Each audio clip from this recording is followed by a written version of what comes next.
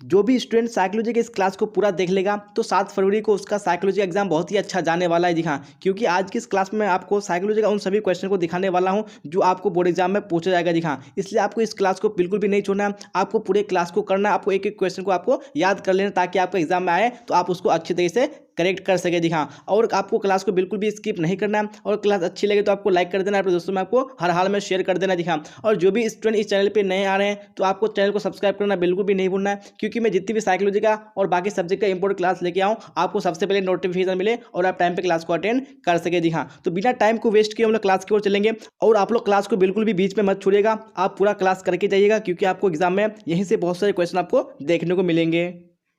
चलिए, तो question number 1 का राइट आंसर बताइए कौन सा ऑप्शन करेक्ट होगा। बुद्धि विषय पर शोध कार्य करने वाले पहले मनोवैज्ञानिक थे। जी हाँ, तो पहले मनोवैज्ञानिक कौन थे जिन्होंने बुद्धि विषय पर शोध कार्य किया था सबसे पहले। तो यहाँ पे 1 का राइट आंसर कौन सा हो जाएगा। Very good, option number D आ रहा है, तो बिल्कुल करेक्ट हो जाएगा, नहीं बी ने थे। चलिए, आप क्वेश्चन नंबर 2 को देखिए, क्या बोला जा रहा है 2 में। वैयक्तिक विभिन्नता यानी इंडिविजुअल डिफरेंस का तात्पर्य होता है। जी हाँ, तो क्या होता है वैयक्तिक भिन्नता का तात्पर्य। तो यहाँ पे 2 का ऑप्शन नंबर सी बिल्कुल करेक्ट हो जाएगा, नहीं क तथा ख दोनों हो जाएगा, नहीं व्यक्तियों के व्यवहार पैटर्न में विभिन्नता से, उसके बाद यहाँ पे व्यक्तियों की विशेषताओं में अंतर से। यहाँ पे ऑप्शन नंबर सी इसलिए करेक्ट हो जाएगा, क और ख दोनों। चलिए, तो आप देख लेंगे नेक्स्ट क्वेश्चन यानी क्वेश्चन नंबर 3, और आप लोग क्लास के लास्ट तक इसी तरह आंसर बताते चलेगा कौन सा करेक्ट होगा।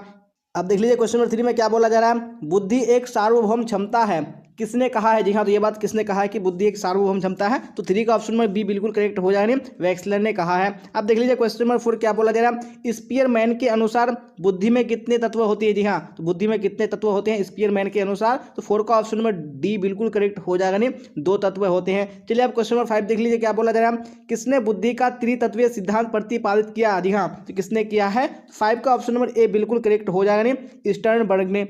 चलिए, आप देख लेंगे नेक्स्ट क्वेश्चन क्वेश्चन नंबर 6, और आप लोग कमेंट बॉक्स में राइट आंसर बताइए कौन सा करेक्ट होगा 6 का। सर्वप्रथम बुद्धि परीक्षण की शुरुआत किसने की। जी हाँ, तो किसने की थी सबसे पहले बुद्धि परीक्षण की शुरुआत। तो 6 का ऑप्शन नंबर सी बिल्कुल करेक्ट हो जाएगा, जी हाँ, बीने ने की थी। अब क्वेश्चन नंबर 7 को देख लीजिए, क्या बोला जा रहा है। इनमें से कौन शाब्दिक परीक्षण नहीं है। जी हाँ, तो कौन यहाँ पे शाब्दिक बुद्धि परीक्षण नहीं है। तो 7 का ऑप्शन नंबर सी बिल्कुल करेक्ट हो जाएगा, नहीं ए एवं बी दोनों ये क्या है शाब्दिक बुद्धि परीक्षण नहीं है। चलिए, आप क्वेश्चन नंबर 8 को देख लीजिए, क्या बोला जा रहा है। आगमनात्मक तर्कन को किसने बुद्धि का एक कारक माना है। जी हाँ, तो किसने माना है। तो 8 का right answer option number B हो जाएगा, यानी थर्स्टन ने माना है। चलिए, आप क्वेश्चन नंबर 19 देख लेंगे, 9 देख लेंगे क्या बोला जाए क्वेश्चन 9 में, और आप लोग कमेंट बॉक्स में राइट आंसर बताइए कौन सा करेक्ट होगा। जिन व्यक्तियों की बुद्धि लब्धि 90 से 100 के बीच होती है उन्हें कहते हैं। जी हाँ, उन्हें क्या कहते हैं। तो ऑप्शन नंबर सी करेक्ट हो जाने सामान्य यानी नॉर्मल कहते हैं। अब क्वेश्चन नंबर 10 को देख लीजिए, क्या बोला जाए क्वेश्चन नंबर 10 में। बुद्धि के पास मॉडल को किसने प्रस्तावित नहीं किया है। जी हाँ, तो किसने नहीं किया है वो आपको बताने हैं। 10 का right answer option number D हो जाएगा, नहीं बीने ने नहीं किया है। अब क्वेश्चन नंबर 11 को देख लीजिए, क्या बोला जा रहा है। बीने तथा साइमन ने बुद्धि मापने के लिए सर्वप्रथम परीक्षण बनाया। जी हाँ, तो कब बनाया था सबसे पहले। तो 11 का ऑप्शन नंबर बी करेक्ट हो जाएगा, नहीं 1905 में बनाया था। चलिए, आप देख लेंगे नेक्स्ट क्वेश्चन क्वेश्चन नंबर 12, और आप लोग राइट आंसर बताइए क्वेश्चन नंबर 12 का कौन सा ऑप्शन करेक्ट होगा। किसने कहा जन्म कर्म व्यक्तित्व का निर्धारक है। जी हाँ, तो एक बात किसने कहा है। तो 12 का right answer option number D correct हो जाएगा, नहीं एडलर ने। चलिए, आप देख लेंगे नेक्स्ट क्वेश्चन क्वेश्चन नंबर 13, क्या बोला जाए 13 में। तो यहाँ पे राइट आंसर कमेंट बॉक्स में बताइए कौन सा ऑप्शन करेक्ट होगा।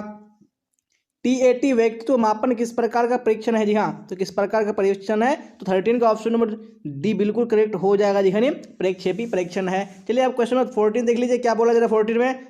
तनाव उत्पन्न करने वाले कारक को कहते हैं। जी हाँ, तो क्या कहते हैं जो तनाव उत्पन्न करते हैं। तो 14 का ऑप्शन नंबर बी बिल्कुल करेक्ट हो जाएगा, जी हाँ, प्रतिबलक कहते हैं। चलिए, आप क्वेश्चन नंबर 15 देख लीजिए, क्या बोला जा रहा है। प्रसिद्ध मनोवैज्ञानिक हंस सेली संबंधित है। जी हाँ, तो वो किससे संबंधित है। तो 15 में ऑप्शन नंबर बी बिल्कुल करेक्ट हो जाएगा, नहीं तनाव के अध्ययन के क्षेत्र से संबंधित है। चलिए, तो आप देख लीजिए क्वेश्चन नंबर 16 क्या बोला जाए 16 में। वेरी गुड, तो आंसर बताइए कौन सा ऑप्शन करेक्ट होगा। जब नकारात्मक घटनाओं से प्रतिबल की उत्पत्ति होती है तो उसे क्या कहा जाता है। जी हाँ, तो उसको क्या कहा जाता है। तो 16 का ऑप्शन नंबर ए बिल्कुल करेक्ट हो जाएगा, नहीं डिस्ट्रेस कहा जाता है। चलिए, आप क्वेश्चन नंबर 17 देख लीजिए, क्या बोला जा रहा है इसमें। प्राथमिक मूल्यांकन के संप्रत्यय को किसने प्रतिपादित किया। जी हाँ, तो किसने प्रतिपादित किया है। 17 का ऑप्शन नंबर डी बिल्कुल करेक्ट हो जाएगा, जी हाँ, लेजारस ने किया है। चलिए, आप क्वेश्चन नंबर 18 देख लीजिए, क्या बोला जा रहा है 18 में। वेरी गुड, किसके अनुसार अप्रबंधित कार्य तनाव उत्पन्न करता है। जी हाँ, तो किसके अनुसार। तो 18 में ऑप्शन नंबर बी बिल्कुल करेक्ट हो जाएगा, जी हाँ, राइस के अनुसार। चलिए, आप देख लेंगे नेक्स्ट क्वेश्चन क्वेश्चन 19 क्या बोला जाए 19 में। निम्नलिखित में कौन प्रतिबल का एक स्रोत नहीं है? जी हाँ, तो कौन एक प्रतिबल का एक स्रोत नहीं है? तो 19 का ऑप्शन नंबर ए करेक्ट हो जाएगा नहीं, पारिवारिक सहयोग। चलिए अब क्वेश्चन नंबर 20 देखिए क्या बोला जा रहा है। स्ट्रेस शब्द की उत्पत्ति किस भाषा से हुई है? जी हाँ, कौन से भाषा से हुई है स्ट्रेस की उत्पत्ति? तो 20 का ऑप्शन नंबर सी बिल्कुल करेक्ट हो जाएगा। जी हाँ, लैटिन भाषा से हुई है। चलिए अब क्वेश्चन नंबर 21 देख लीजिए क्या बोला जा रहा है। निम्नलिखित में कौन मनोवैज्ञानिक प्रतिबल नहीं है? जी हाँ, कौन मनोवैज्ञानिक प्रतिबल नहीं है? जी हाँ, यहाँ पे 21 का ऑप्शन नंबर बी करेक्ट हो जाएगा नहीं, ग्रीक। चलिए आप देख लेंगे नेक्स्ट क्वेश्चन, क्वेश्चन नंबर 22 क्या बोला जाए 22 में। वेरी गुड, यहाँ पे जितनी बच्चे क्लास में जुड़े हुए हैं तो क्लास के साथ साथ आंसर बता दीजिएगा कौन सा करेक्ट होगा। निम्नांकित में किसने प्रतिबल एवं स्वास्थ्य के संबंध पर बल दिया है? जी हाँ, तो किसने दिया है? तो यहाँ पे 22 का ऑप्शन नंबर डी बिल्कुल करेक्ट हो जाएगा। जी हाँ, सेली ने। चलिए अब यहाँ पे देख लीजिए क्वेश्चन नंबर 23 क्या बोला जा रहा है। प्रतिबल के विपरीत अवस्था है। जी हाँ, तो प्रतिबल के विपरीत अवस्था क्या है? तो 23 का ऑप्शन नंबर ए बिल्कुल करेक्ट हो जाएगा। जी हाँ, क्या हो जाएगा? शिथिलीकरण। आप देख लीजिए क्वेश्चन 24 क्या बोला जा रहा है। निम्नलिखित में से कौन सामाजिक प्रतिबल है? जी हाँ, तो कौन सा सामाजिक प्रतिबल है? तो 24 का ऑप्शन नंबर सी करेक्ट हो जाएगा नहीं, विवाह विच्छेद। चलिए आप देख लेंगे नेक्स्ट क्वेश्चन, क्वेश्चन 25 और राइट आंसर कमेंट बॉक्स में आप लोग बताइए कौन सा ऑप्शन 25 का करेक्ट होगा। विश्व स्वास्थ्य संगठन यानी WHO द्वारा मानसिक बीमारी के वर्गीकरण की पद्धति है। जी हाँ, कौन सी पद्धति है? तो 25 का ऑप्शन नंबर कौन सा करेक्ट हो जाएगा? यानी बी करेक्ट हो जाएगा। जी हाँ, ICD। चलिए आप देख लीजिए क्वेश्चन नंबर 26 क्या बोला जाए 26 में। निम्न में से कौन व्यक्तित्व विशेषता है? जी हाँ, कौन व्यक्तित्व विशेषता है? तो 26 का ऑप्शन नंबर कौन सा हो जाएगा? डी बिल्कुल करेक्ट हो जाएगा नहीं, बुद्धि। चलिए आप क्वेश्चन नंबर 27 देख लीजिए क्या बोला जा रहा है। मनोवैज्ञानिकों ने सुबह के कितने पक्षों की चर्चा की है? जी हाँ, तो कितने पक्षों की चर्चा की है? तो मैं 27 का ऑप्शन नंबर एक करेक्ट हो जाएगा नहीं, 7। चलिए आप क्वेश्चन नंबर 28 देखिए क्या बोला जा रहा है। किसने आत्मसिद्धि की अवधारणा को प्रस्तुत किया? जी हाँ, तो किसने किया है? तो 28 का ऑप्शन नंबर बी बिल्कुल करेक्ट हो जाएगा नहीं, मास्लो ने। चलिए आप क्वेश्चन नंबर 29 देख लीजिए। व्यक्तित्व का मनोगत्यात्मक उपागम को किसने प्रतिपादित नहीं किया? जी हाँ, तो किसने नहीं किया है? तो 29 का ऑप्शन नंबर बी बिल्कुल करेक्ट हो जाएगा नहीं, फ्राइड ने नहीं किया है। चलिए आप क्वेश्चन नंबर 30 देख लीजिए क्या बोला जा रहा है।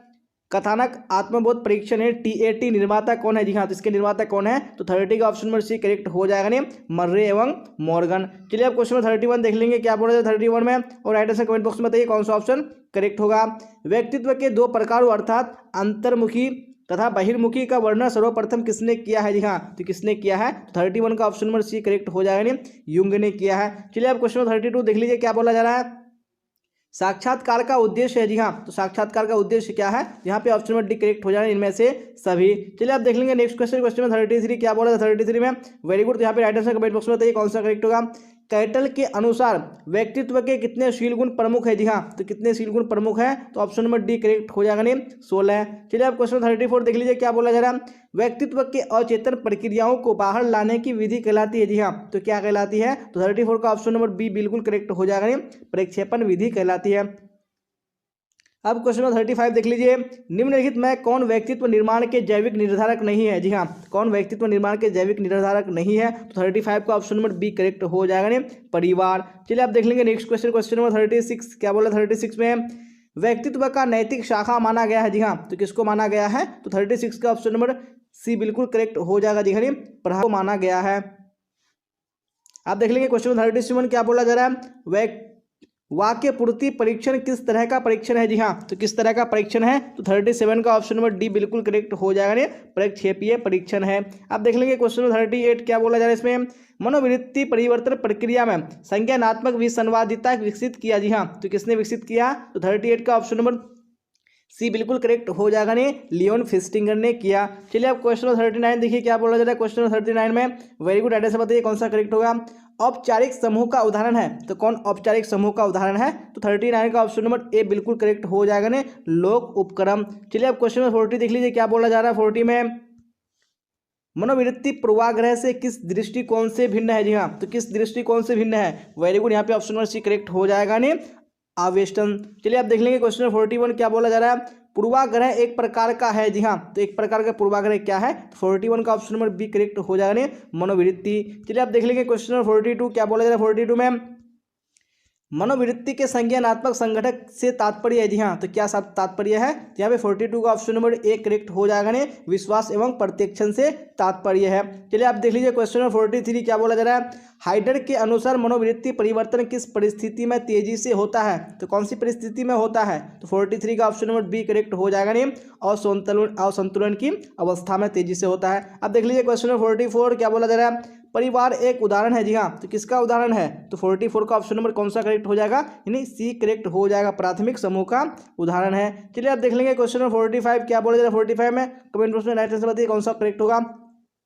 व्यक्ति किस कारण समूह से जुड़ता है? जी हाँ, तो किस कारण समूह से जुड़ता है? तो 45 का ऑप्शन नंबर डी करेक्ट हो जाने उपरोक्त सभी से। आप देख लीजिए क्वेश्चन नंबर 46 क्या बोला जा रहा है। निम्नांकित में से किसका समूह निर्माण में योगदान नहीं होता है? जी हाँ, तो किसका योगदान नहीं होता है? तो 46 का ऑप्शन नंबर डी करेक्ट हो जाएगा ने आत्मसम्मान से। आप देख लीजिए क्वेश्चन 47 क्या बोला जा रहा है। सामाजिक प्रभाव का कौन एक प्रक्रिया नहीं है? जी हाँ, तो कौन एक प्रक्रिया नहीं है? तो 47 का ऑप्शन नंबर सी करेक्ट हो जाएगा ने सामाजिक शर्मावनयन राइट आंसर हो जाएगा। चलिए आप देख लेंगे क्वेश्चन 48 क्या बोला जा रहा है 48 में, तो कमेंट बॉक्स में राइट आंसर कमेंट बॉक्स बताइए कौन सा करेक्ट होगा।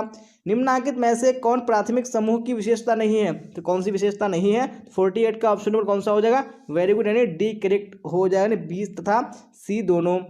चलिए अब देख लेंगे क्वेश्चन 49 क्या बोला जाए। 49 में जीव तथा उसके पर्यावरण के बीच के संबंधों का अध्ययन होता है, जी हाँ, यहाँ पे आपको 49 का राइट आंसर बताना है कौन सा ऑप्शन करेक्ट होगा। वेरी गुड, 49 का ऑप्शन नंबर बी करेक्ट हो जाएगा ने पारिस्थितिकी में। चलिए आप देख लेंगे क्वेश्चन नंबर 50 क्या बोला जाए 50 में। वेरी गुड, तो यहाँ पे राइट आंसर बताइए कमेंट बॉक्स में कौन सा ऑप्शन 50 का करेक्ट होगा। जी हाँ, क्या बोला जा रहा है 50 में।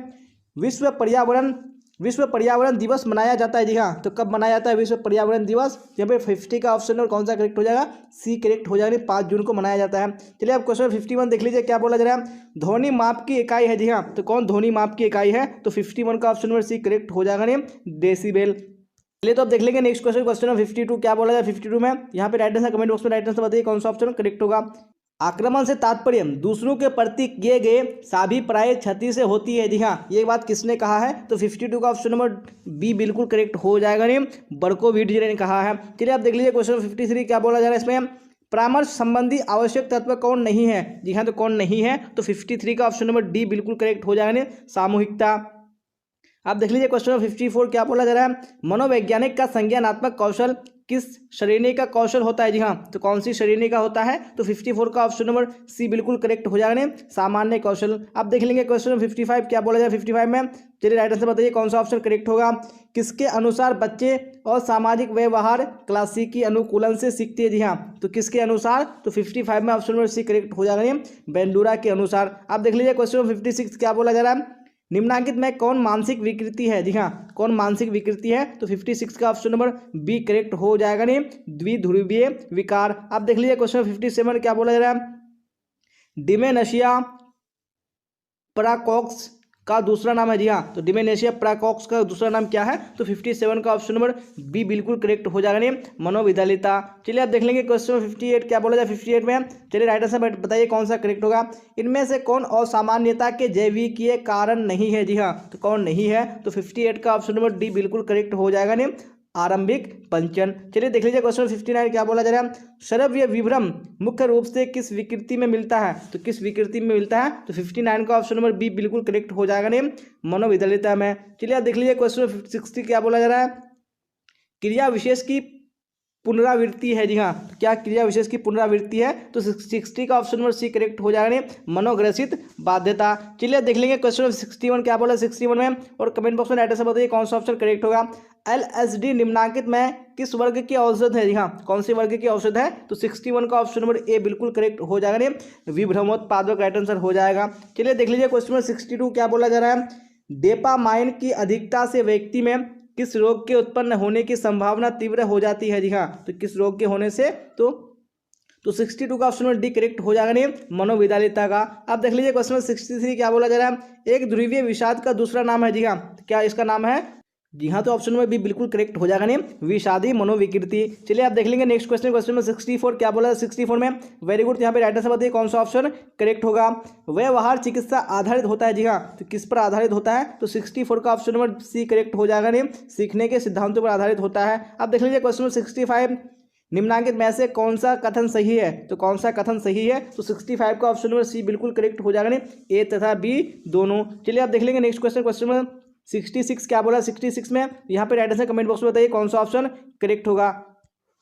निम्नलिखित में कौन मनोवृत्ति का तत्व नहीं है? जी हाँ, तो कौन मनोवृत्ति का तत्व नहीं है? तो 66 का ऑप्शन नंबर बी करेक्ट हो जाएगा, नहीं स्मृति तत्व है। चलिए आप देख लीजिए क्वेश्चन नंबर 67 क्या बोला जा रहा है? संज्ञानात्मक और संवादित पर किसने अधिक बल डाला है? जी हाँ, तो किसने डाला है? तो 67 का ऑप्शन नंबर सी करेक्ट हो जाएगा, नहीं फेस्टिंगर ने। चलिए तो देख लीजिए क्वेश्चन नंबर 68 क्या बोला जा रहा है? किसी व्यक्ति की मनोवृत्ति किसी के प्रति अनुकूल से बदलकर प्रतिकूल हो जाती है, तो ये एक उदाहरण है। जी हाँ, तो ये किसका उदाहरण है? तो 68 का ऑप्शन नंबर ए बिल्कुल करेक्ट हो जाएगा, ये और संगत परिवर्तन का। चलिए देख लेंगे नेक्स्ट क्वेश्चन। क्वेश्चन नंबर 69 क्या बोला है? 69 में चलिए तो राइट आंसर कमेंट बॉक्स में बताइए कौन सा करेक्ट होगा।